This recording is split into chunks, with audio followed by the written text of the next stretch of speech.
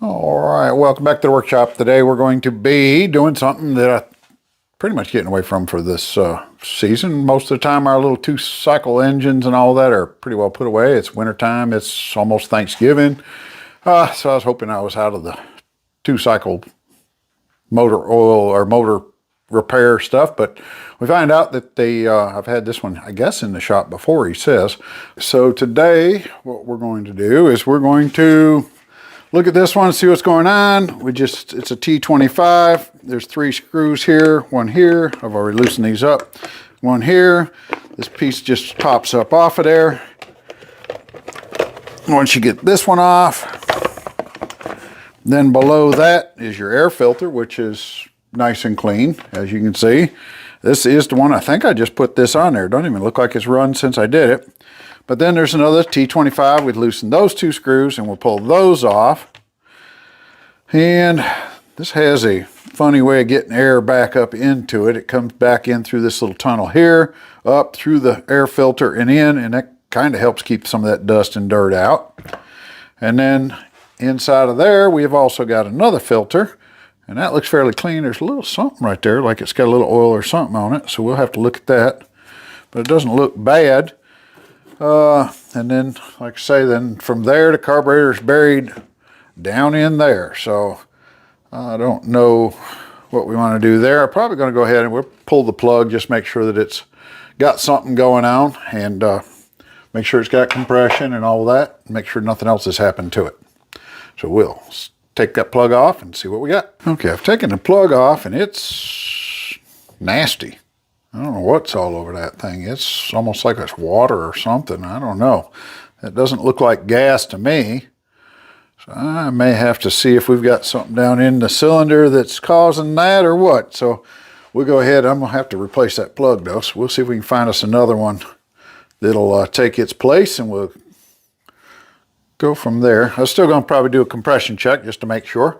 We'll clean that up and take a look down in there and see what it is. Okay, we set it on the floor and we got our compression testers hooked up, and we've got 10 pounds it looks like. So compression has definitely not been hurt any. I don't know if, we'll see if we can show you that. But so nice little compression tester. We know that's not an issue. Looking down in the cylinder, it really looks like the darn thing's been flooded or something with water. I don't know really what's going on here. So we may have to see if we can do something to kind of dry it out a little bit, and we'll go from there. So let's see what we can do next. Get a new plug maybe, stick on there, make sure it's dried out, check the gas, make sure it's not filled with water also. Maybe fellas may have left this thing out in the rain or something and just flooded it. We'll take a look and see. Okay, so we decided, like I said, I didn't like the looks of that plug in there. So what I've done next is I've actually removed this. Like I say, it really looked like it was water or something in the gas tank. It was right full. So we've pulled it out and I've poured it into this jug, and we're going to show you what the jug looks like. We're going to set it over here. I think you'll be able to tell that, yeah, from this point right here down, that is water. From that point up is gas. So yeah, that thing is right full of water, just like I thought it kind of looked like on the plug. So this thing apparently been sitting out in the weather or something, and they filled it up halfway with water. There's no doubt about it. That's why it's not working. So we'll go ahead. There's a primer bulb on this thing, so we're going to go ahead and make sure we run that primer bulb as much as we can, get as much as we can out of there, get as much water out of there as we can, put some fresh gas in here, and let's see if she'll fire on up for us.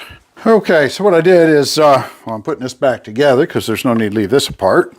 I dumped the gas out of it, and like I say before, and then I took some more gas from my can, and I rinsed it out, and I primed bulb it. There's a prime bulb on the side of this one, and you run that primer bulb several times through it to see if we could get the gas circulated, or the water circulated out of the carburetor. And then we went ahead and dumped that out, and I got another jar here that had a bunch of nasty in it. So we did make some account. I don't know if you can be able to see that, but all that's trash that was still down in that gas tank. A little bit more water. So I think we got all the water out of it. So what we're going to do is try to see if this screw is not going in for some reason. I'm not lined up apparently. Anyways, we're going to go ahead and finish covering this up, put it back together, and then let's see if she'll fire back up. Okay, we've got the covers all back on it. We're going to go ahead and let's see if she'll run a little bit this time. We're going to go ahead, we'll just give her a pull and see what she does, I think. Oh yeah.